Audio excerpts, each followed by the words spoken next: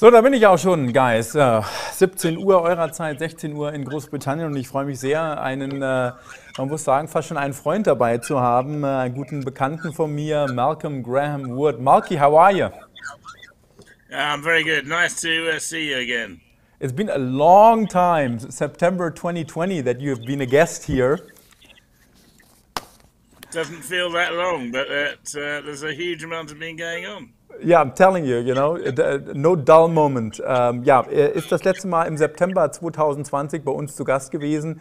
Viele von euch erinnern sich noch sehr gut an ihn. Und Malky hat damals mit uns über die Ölpreise gesprochen und hatte diese Erholung sehr schön vorhergesagt.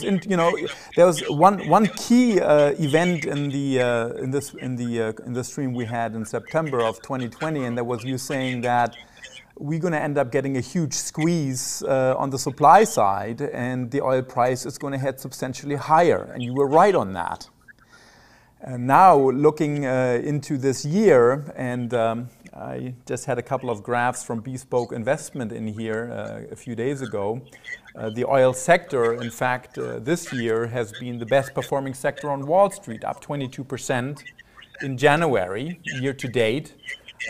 Huge gap to the second largest winners, the financial sector. Der Energiebereich also in diesem Jahr über 20% im Plus und jede einzelne Aktie im Energiesektor ist auf der Gewinnerseite. Im Finanzsektor sind es nur 67% der Werte und nur ein Drittel der Werte im S&P 500 sind auf der Gewinnerseite.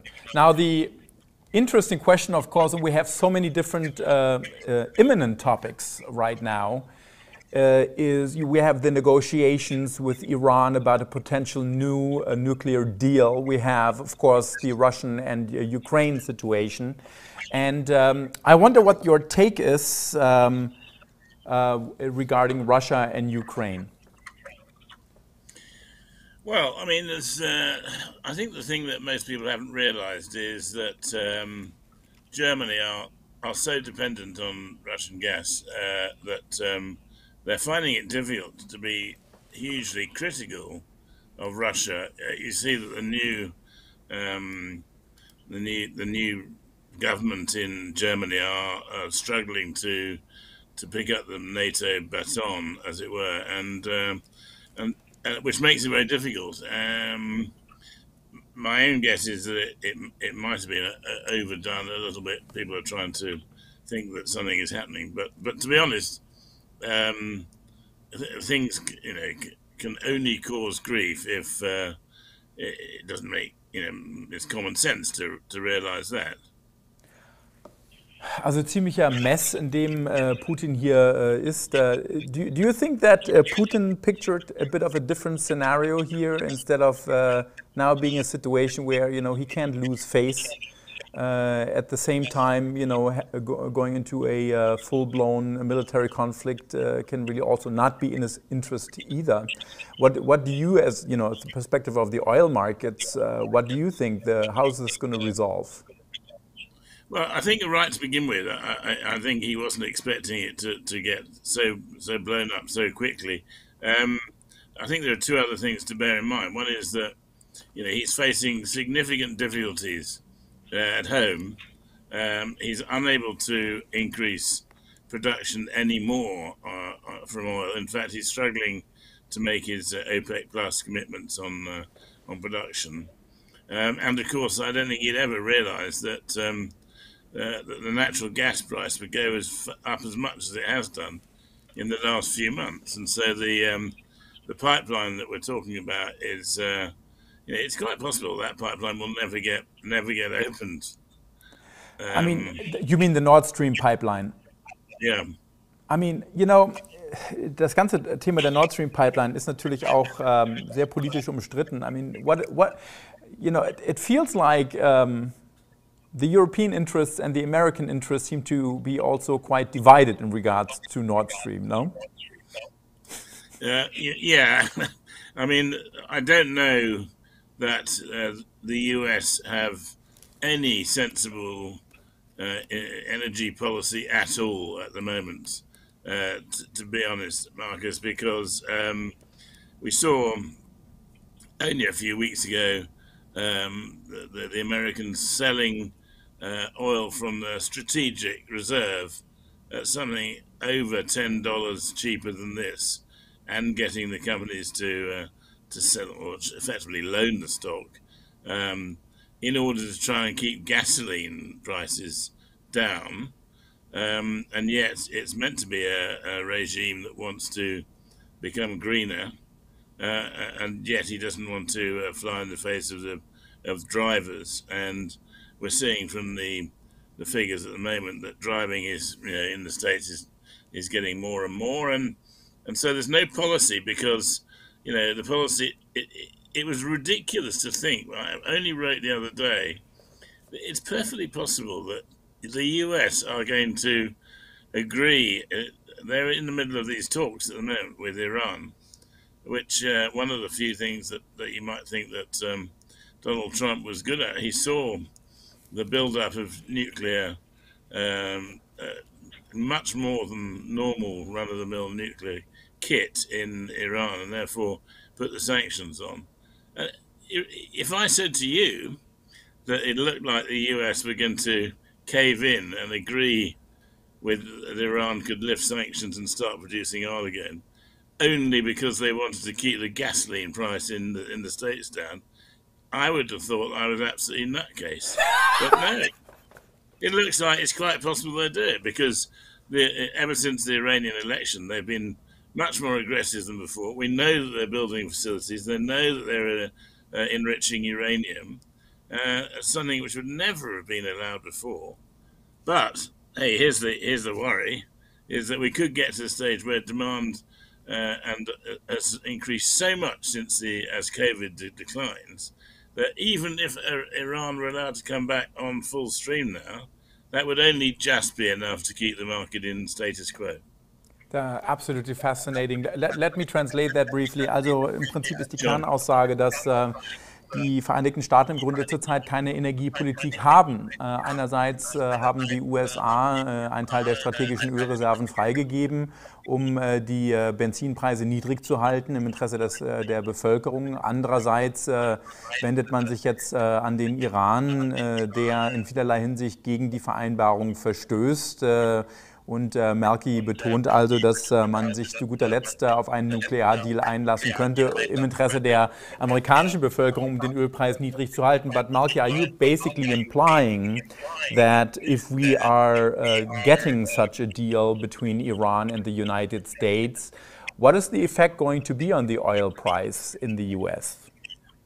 Well, it won't come down very much. I mean, this is the whole point I'm making, is that a little while ago, when we were in the middle of the trauma and demand had been shot down, and the oversupply was huge, and when you last spoke to me, we were still coming away from a negative oil price and everything else. But at the time, my prediction was that it would get back to 22, would get back to pre-COVID levels. It would pick up very dramatically, which is what's happened. But the way that it's happened, I think the one thing that this whole thread sticks by, Marcus, is that they haven't realized quite how strong OPEC is, and more importantly, with some countries not producing, obviously starting with Iran, but there are a number of other countries that aren't producing as much. I mentioned Russia, we know about Nigeria and Libya and a number of other countries that, in order to pick up this extra demand, OPEC have agreed, as you know, to increase production by 400,000 barrels a day. But at the moment, they can't do 400,000 barrels a day under the production agreement. They can do it if there's only 4 countries in OPEC that could increase production, and that's the Saudis, the Kuwaitis, the Emirates, and Iraq. And Iraq are actually nearly flat to the boards at the moment. But the rest of OPEC would have to agree to that, and they won't do that for the time being. They'd rather get the price up. So your question is how this will come out. Well, if we manage to get, if the US decided to make an agreement, it would probably be only about 1 million barrels a day on the market from Iran, and the market would probably subsume that quite nicely. It would probably bring the price down a little bit. But at the moment, out of the 400,000 barrels a day from the last increase, only about 200,000 barrels a day is coming onto the market. And every month that goes on, that'll be less. And demand is usually smaller in the first quarter, going in the second quarter. And as we get to the end of the year, as we've seen stockpiles have fallen dramatically, it'll get tight again. Let me drill into the OPEC data a little bit more. Also die Frage ist unter anderem, also die OPEC hat ja nun zugestimmt, die täglichen Förderquoten um 400.000 Barrel auszuweiten. Bedienen die das überhaupt und können die mehr ausweiten, wenn sie wollten? One of the key questions we had here in the US, Malky, is that even if OPEC wanted to increase the daily production rates, and even if they would agree to that, they in fact couldn't do it. Well,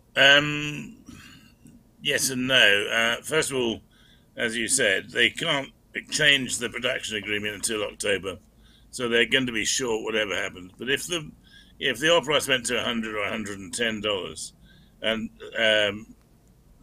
President Biden went to Saudi Arabia and said, you really must help us, they would help, because it's no good to them to be $100, $110 anyway, because that's what takes away the demand. But actually, Saudi Arabia could put 1.5, 2 million barrels. It's between those four countries. They could probably put 2.5 million barrels back on the market in due course. But, this is an agreement which has to go across the whole of OPEC. And some of the rest of OPEC would rather have a significant shortage because, not all of OPEC actually makes money at $90. Some people in OPEC, have got such historically large budget deficits and expenditure that they would rather have, $110 and hope that it doesn't hit world demand, which it would, of course. You and I know that. Also in anderen Worten, die OPEC hat kein Interesse daran, den Ölpreis unter Druck zu setzen, selbst wenn sie mehr produzieren könnten. Es herrscht Uneinigkeit innerhalb der OPEC und dementsprechend ist eine weitere Förderquotenanhebung erstmal nicht zu erwarten. So, however, I mean, even if OPEC stays course, they do their 400,000 barrels in addition. You still have Iranian oil possibly hitting the markets with 1 million barrels a day, potentially. And you're saying that will put a dent in the oil price, but really not more, because demand is still going to is still going to be larger than supply. That's exactly right. And what is more, you've noticed in the last few months, where, when we spoke in autumn 2020, stocks were, we talked about stocks being so full that the tankers in the market were all full. There was stock full in America, and even in various places that there was nowhere else to go. This is why the oil price went to a negative. You remember, because the contract rolled over, and there was nowhere to put the oil. Now, as proved by looking at the numbers, the stocks have withdrawn, and last night the stocks were very low, again in the States and across the board. So, the market is still short. Stocks are low, and stocks can afford to build up again quite a lot. And I think you'd have to have another hit on demand if you were to expect anything to change on that. Die Ironie ist, dass wir die letzte Schaltung im September 2020, die erste hatten wir im März, April 2020. Die Lagerbestände waren so voll, dass der Ölpreis negativ gegangen ist. Da wird sich der eine oder andere noch erinnern können. Und aktuell haben wir genau das gegenteilige Problem. Die Lagerbestände sind extrem leer und die Preise dementsprechend hoch. Wenn wir übrigens ein Echo hier drin haben, there's an echo because they hear me on the phone that you have on the table over there. Also entschuldigt bitte die Rückkopplung beim Ton, aber wir hatten ein kleines Verbindungsproblem. Mir war es aber wichtig, dass wir die Schaltung heute mit euch trotzdem auf die Beine stellen. Okay, so I mean, what do you think is the likelihood of an Iran deal? What do you think? I think the Americans would hate to see that happening, and I think that the Biden's concern about the gasoline price is something that he will have to address. And unless he was to do a deal with the Saudis and behave a little more responsibly, I don't think he can do it. But my spies are telling me that negotiations are going, as well as you might expect them to, given that you're about to let Iran loose in the market with enriched uranium, which isn't going to go into power plants; it's going to go into weapons. So, but your take is that despite the American population being anti a nuclear deal, you still think there's a good chance that it will actually happen because Biden wants to lower gas prices. Exactly right. And the funny thing is that when you look at it and see where he's got the state he's got himself into, in a way it's because he's got people like John Kerry advising him who say who are more pro-Iran than others. But I can see terrible problems, not necessarily Iran using their nuclear powers, but if there was a deal and done in which we know that there would be inspectors would have to go in, for example, and then see what they would find. I think all these things are a major problem compared to the fact that the US customer has to pay a little more for gasoline. People have to accept the fact that we're in the UK, we're paying a bit more quite a lot more for gasoline, but a lot more for heating and fuel and everything else. Gasoline is going up mainly because all these world supplies. If some of these oil companies hadn't cut their capex by as much as they did when we told them about it, then there would be plenty of oil around at the moment. And I know that he's gone back on some of his promises, but he's still shut pipelines and stuff. You can't have green on one side and low gas prices on the other. Ja, that's a great point. Ja, das ist genau das Dilemma. Und ich meine, that, by the way, of course, is a big and sore topic in Germany as well, right? I mean, you can't turn off nuclear power plants and then think that electric power prices are not going to go up, right? I mean, to me, even today, I still believe that Germany really managed to screw itself quite well on that, in that regard. But that's just me. So, but going back to our discussions and. In anderen Worten, die Biden-Administration dürfte für einen Nuklear-Deal aufgeschlossen sein, um allein die Energie- und vor allem die Benzinpreise in den USA niedrig zu halten. Und ein Thema, das Malcolm und ich bei dem letzten Stream im September hatten, ist die Tatsache, dass viele der großen Ölkonzerne, natürlich auch Exxon, Chevron, ihre Kapazitäten, die Investitionen in die Kapazitäten erheblich reduziert haben in Anbetracht des niedrigen Ölpreises. Heute wäre wahrscheinlich genügend Material vorhanden, wenn man damals nicht die Kapazitäten gedrosselt hätte. Das jetzt wieder hochzufahren, funktioniert nicht über Nacht und führt zu einem Imbalance, einem Ungleichgewicht zwischen Angebot und Nachfrage. Okay, so let's put as we say in Germany, lass uns da einen Haken dran machen. This topic is done. You are leaning towards a possible deal between the United States and Iran, despite the American voter being anti that. I mean, Biden's chances of winning the midterm elections for the Democrats are already in the dumpster, I would say. Yeah, but can I just go back to one point you just made? Sure. With regards to, because I think I hate to say it, but Germany are very responsible for a lot of what's going on here, even though they didn't expect it to be. Because if you remember, Germany stopped producing nuclear some time ago, but still import it back, put everything onto France for that, and then import power back through France made by nuclear power. And Germany cut back on their coal industry, knowing full well that the only way they're going to generate power would be to take it from pipelines, primarily from Russia. So, one of the problems we've got here, which has caused the whole of the grief, is the fact that 40% of Germany's power needs come from Russia. Yeah, and now you're going to go to Russia and negotiate about Ukraine. Not an easy situation, of course. Yeah. And you have the Yeah. Americans telling you to not operate Nord Stream 2, of course. You know, so it's a pretty tricky situation. But I'm going to go into the questions of the audience, but I want to really focus because knowing us, we're going to be drinking pints of Guinness by the time diving into all of this, because this is an endless topic. But also Fazit ist, wenn ein Iran-Deal kommt, 1 Million Barrel zusätzlich an Öl auf dem Markt täglich denkbar. Das heißt, der Ölpreis könnte dadurch zurückgezogen werden. So to close the Iran topic, chances of a deal higher than no deal. If we get a million barrels a day additionally through Iran, the oil price will most likely run down a bit. Not tremendously, but it will correct to a certain degree. Okay, so that's the one point. Now the second question is, we have the whole Russian and Ukraine situations, and there are only two paths, right? The one path is there will be a military conflict. The other path is there will be a diplomatic solution. Wall Street still thinks that the chances of a diplomatic solution is higher than the risk of a military conflict. Do you share that opinion?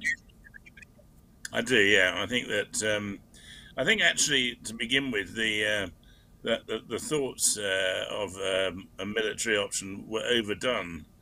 And now the more you talk, it comes into it, the more it's likely that it's going to happen, with the more weapons being moved to the front. And, somebody would have said something sensible about it, but you're pushing effectively a dictator into a place where he can't afford to do anything except make the invasion. Like I said earlier on, Putin's in a very difficult position at home.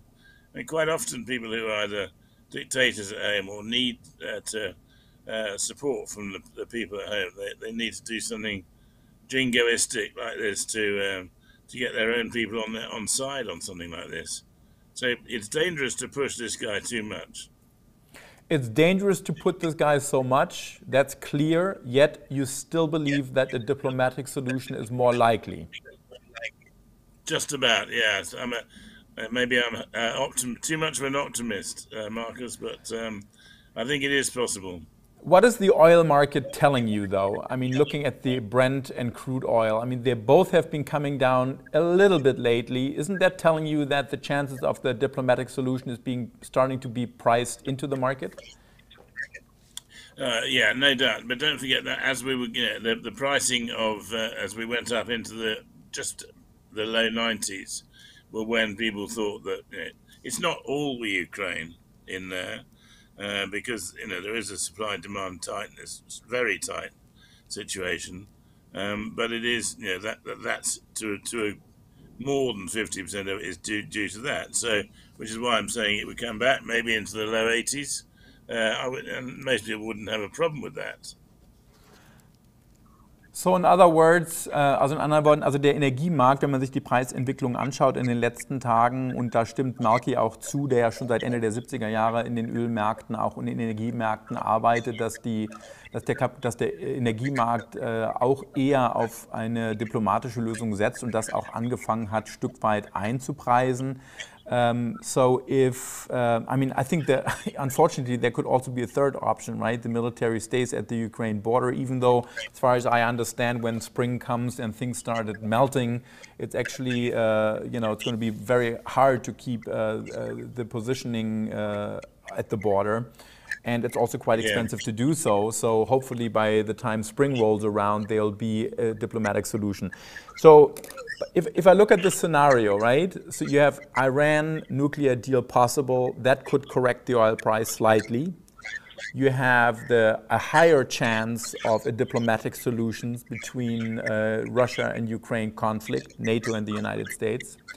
That too should pull the oil price down. You're now saying the low 80s is possible in that scenario. Will that be the bottom in your opinion? And what will be the driving force of energy going forward? Also die Frage ist, wenn wir also eine Nukleareinigung bekommen mit dem Iran und gleichzeitig eine diplomatische Lösung, sagt Malky, könnte der Ölpreis, and we're talking about crude oil, right? Could drop könnte Ölpreis bis auf die unteren $80, 83 Dollar sinken, da aber letztendlich gesehen einen Boden finden. So what is the key driving force of energy looking forward and keeping those two elements in aspect? taking them into aspect? Well, as you say, if you take those two elements out of it to a certain extent, the oil market is still tight.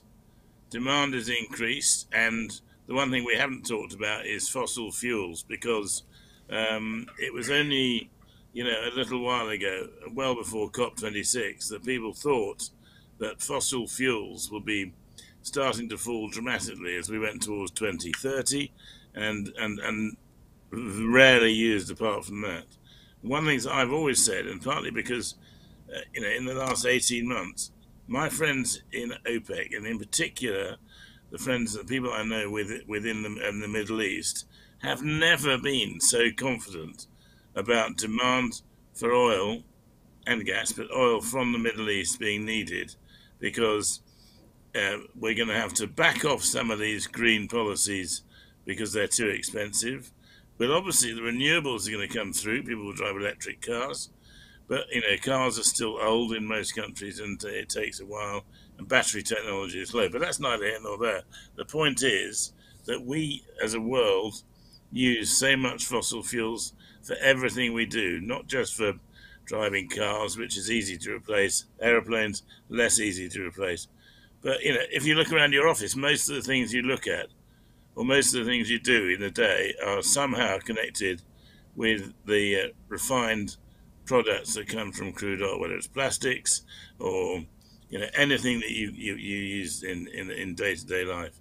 Demand for crude oil is going to continue at a high rate for a long time, and it's been made longer and better for crude oil by the fact that countries and companies in particular made so many capex cuts that the crude oil that we were expecting to come through this year, that the 2014 and 15 capex cuts took out crude oil that was going to come onto the market in 21 and 22.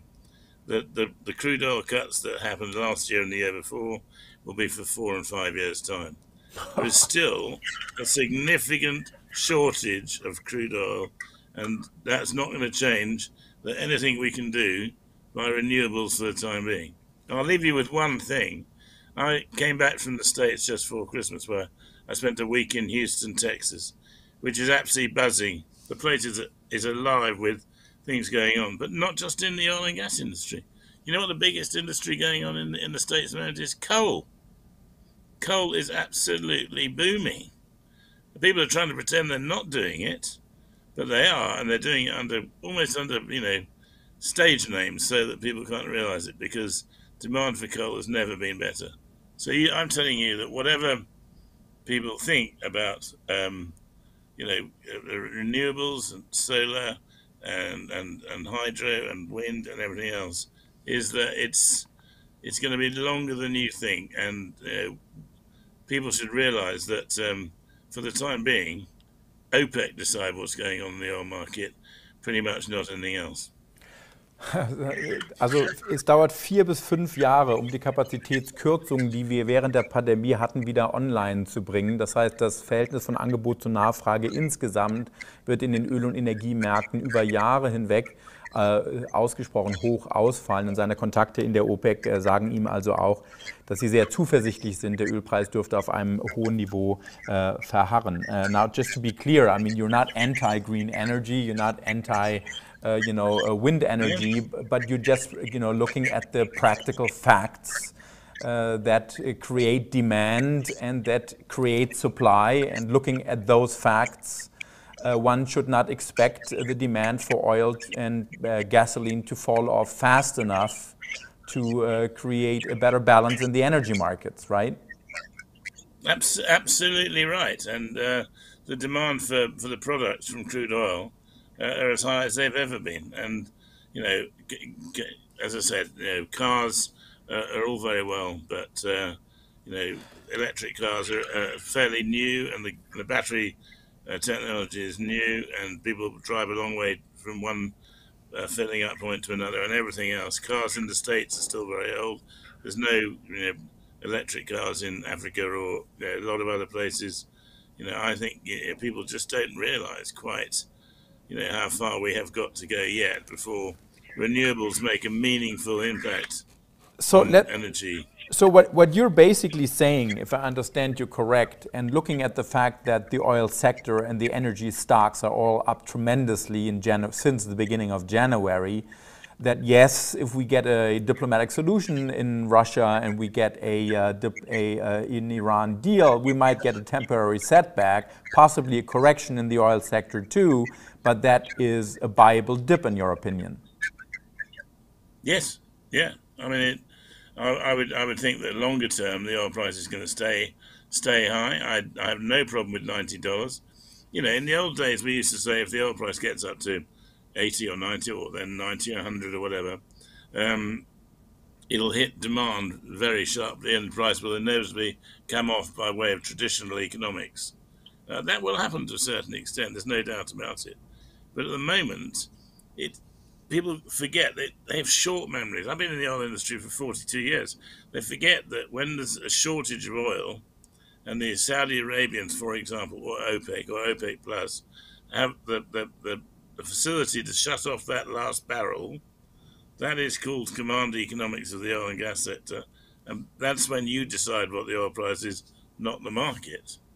So, you know, I think for the time being, you know, OPEC at the moment have proved in the last year and a half, since we spoke probably, that they did what they did then with the Russians. Them and the Russians got it wrong to begin with, and they got it together and they cut production hugely. I mean, they really did. Remember how much they cut production by? Yeah. So they are saying, right, now the boot is on the other foot. We can put it all the way back to what it was before, and then some more, because demand is so high coming out of COVID. And you saw, just before I came on air, I saw the US inflation figure, 7.5%. And economies are going wild all over the world. And they're using crude oil to do it. So, the irony ist, ich meine, die Ironie ist, um das nochmal zu vertiefen, ihr könnt euch vielleicht noch daran erinnern, dass insbesondere auch unter der Trump-Administration sehr, sehr stark gefeiert wurde, dass die USA mehr Öl fördern als so mancher Ölstaat sozusagen und dass die USA sogar auch anfangen, Öl zu exportieren. Und das Ganze, dann haben wir den Konflikt bekommen zwischen der OPEC und den USA, um letztendlich gesehen wieder die Macht zu ergreifen, und die OPEC hat am längeren Hebel gesessen, last but not least. So what you're basically saying is that, you know, we had this, you know, the United States that for some time have, you know, were even exporting oil and became a dominant player in the oil industry as well. But by the end of the day,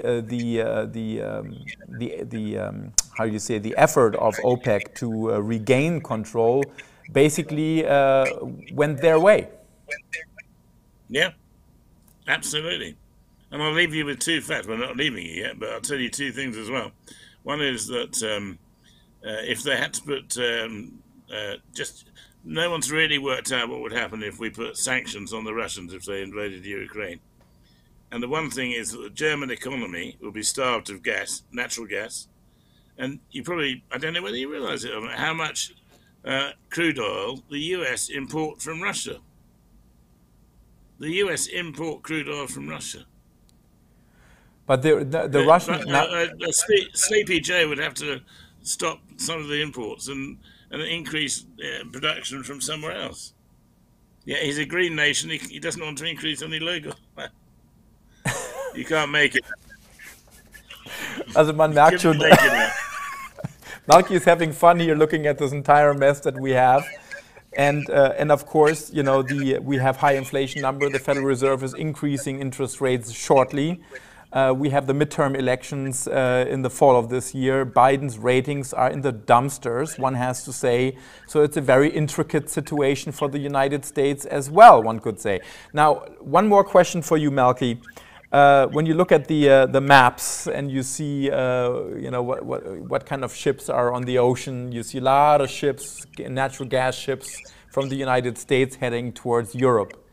Is that a pipe dream? Could American gas give enough supply in case of a delivery shock from Russia? There wouldn't be enough, but you know, because it would it's LNG, something which takes a long time to bring into place. But the Americans should have been working out exports of LNG. It's a much more expensive way of buying your gas. But the UK buy gas from Norway. They buy gas from Russia. We buy gas from Qatar. We buy LNG from America. But the Americans would have to go some way to get it, to get the numbers up. Let me look at a few questions here. So Guido was asking you about the future of oil. I think you pretty much answered that question. Oil is going to be in much higher demand than people realize. Ich glaube, die Frage haben wir beantwortet, Guido, dass auch Öl langfristig gesehen in den nächsten Jahren mit einer starken Nachfrage sieht. What else do we have? Ich weiß, ihr hört ein Echo, Guys, es tut mir leid, ne? Aber wir mussten das mit dem Ton hier lösen. Yeah, so Guido is also stating oil is not going to be dead as long as für die Wasserversorgung, genau, also Guido macht da einige wirklich sehr gute Statements bei mir hier auf YouTube. Okay. Ansonsten fallen uns das Klima auf die Füße. Yeah, well, I mean, of course, I don't know if this is quite your topic, but maybe I'll raise it as well, and feel free to just push it away if you don't have an answer for that. But one of the markets that is also booming is the uranium market for nuclear energy. Not your field. Okay. It's not really, but I mean, I would, if you had to ask me, I would say that people should invest in nuclear power as a part of an overall amount. Any country should have. It's not very good telling German people that, but UK stopped it as well, effectively. But I think that nuclear power should be part of a mix of any country trying to. Then you don't get held hostage by the people who produce the oil or the gas. Maybe natural gas. But one more thing is natural gas is the transition fuel for the longer term future. The transition fuel from basically leaving oil or transitioning from oil to to more green energies, right? Yeah. Hydrogen, yeah. Let me throw in one or two questions at the end from here. So vielleicht noch ein, zwei Fragen zum Schluss. Andreas is saying, stop translating, we all speak English. I'm very honored, but der eine oder andere tut's nicht, deshalb werde ich ab und zu auch noch mal ein bisschen übersetzen. Andreas, nimm's mir nicht übel. Okay, so looking at the big energy companies, BP is now saying that the charging stations are now almost as profitable as the traditional gas stations, which I find quite surprising. But I'm trying to look into the debt situation. If you look at Exxon and if you look at Chevron, how much they have been reducing their debt levels thanks to the higher oil price. Looking at energy stocks, let's say we're going to get a pullback, because of the two factors we just mentioned. We don't get a military conflict. Which sectors of the energy markets would you be looking into to re-enter? Well, what you're right is that the Exxons and the Chevrons of this world, and if you look at some of the exploration companies in the States, if you look at that list, Devon is probably at the top of the list as well. And slowly but surely, there are people who are saying, those who explore for natural gas in the US are going to be in the pound seats. So it shouldn't have gone unnoticed that 10 days ago, in their annual presentation, Chevron said they were increasing the production from the Permian Basin by 10%. And only last week, Exxon said they're increasing production from their very significant Permian by 25%. So if you ask me, I would say the thing to go for is natural gas. It gives you the opportunity to sell it in local places for power generation for all those people who don't think, the Green Army, who think that they're not using fossil fuels when they're using their television, their iPad, their phone, all has to be recharged at the end of the day. So natural gas will be one of probably the transitional energy supply for that. You can, as you just said, change it, use it like the Americans do. Very, very cheap natural gas into LNG. It becomes more expensive, but some of the time, if we apply sanctions on Russia, the Germans will be buying LNG from America or from Qatar or where it happens to be because they can't get the cheap gas. So, I would suggest that natural gas is where I would look at the moment. I've said that nuclear should be part of your package, but it's a long haul thing. Right now, you can dig a hole and produce natural gas straight away. So if you look at the different energy companies, you have the refineries, you have the conglomerates, you have the producers, you have the natural gas companies. If you could rank that for us, why would you buy refineries? Why not? Why would you instead look on the natural gas argument? I think is a great argument. What sectors of the energy market would you be focusing your investments in? You already mentioned natural gas, of course.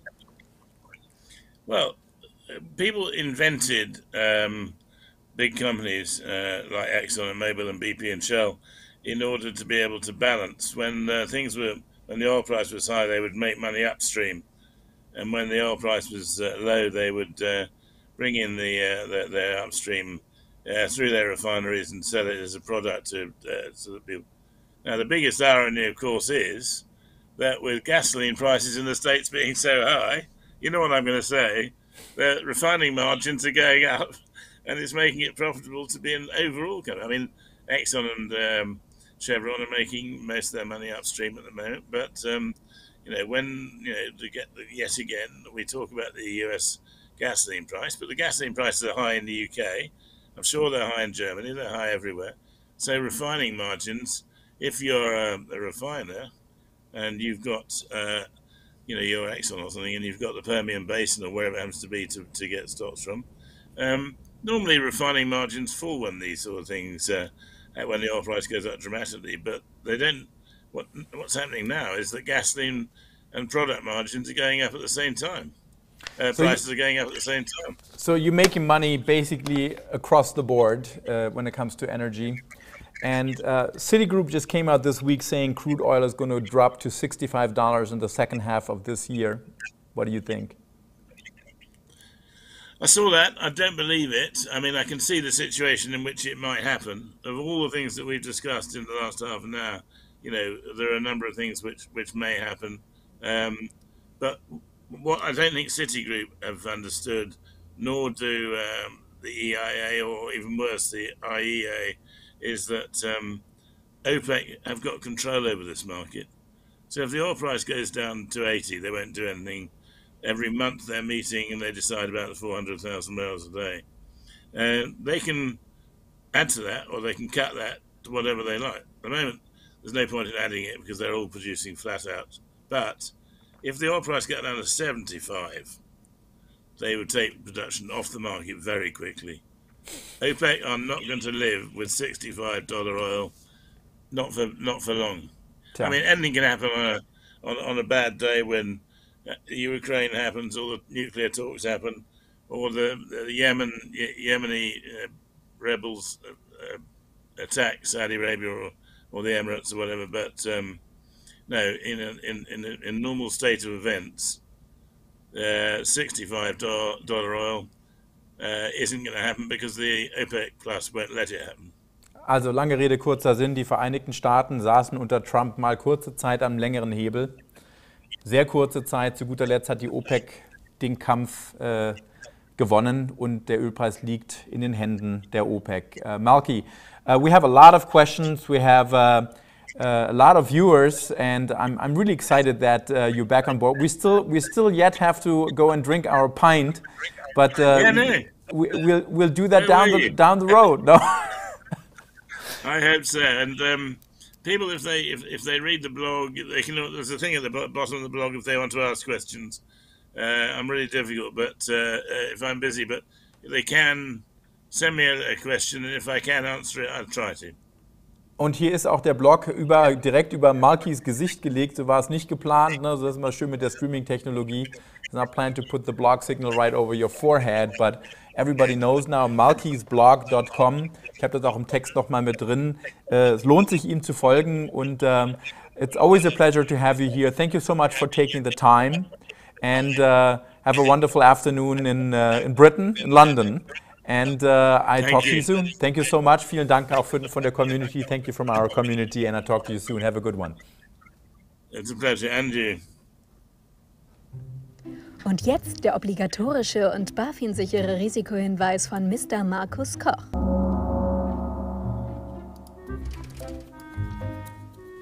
Meine Damen und Herren, liebe Aufsichtsbehörden, ich darf Sie darauf hinweisen, dass die Inhalte in diesem Video ausschließlich der allgemeinen Information dienen und keiner Empfehlungen zum Erwerb oder der Veräußerung bestimmter Finanzinstrumente und somit keine Anlageberatung darstellen. Insbesondere können Wall Street Correspondent und der Vortragende, das ist dieser Mann hier, nicht einschätzen, inwiefern die im Video gemachten Empfehlungen ihren Anlagezielen, ihrer Risikobereitschaft und Verlusttragfähigkeit entsprechen.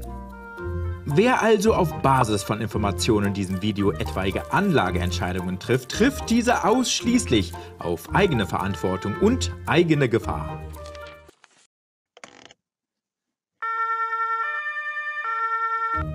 Und das wiederum bedeutet, dass weder Wall Street Correspondent noch der Vortragende, das ist immer noch dieser Mann hier, für Verluste haften, die sie dadurch erleiden, dass sie Anlageentscheidungen aufgrund von Informationen oder Kommentaren in diesem Video getroffen haben.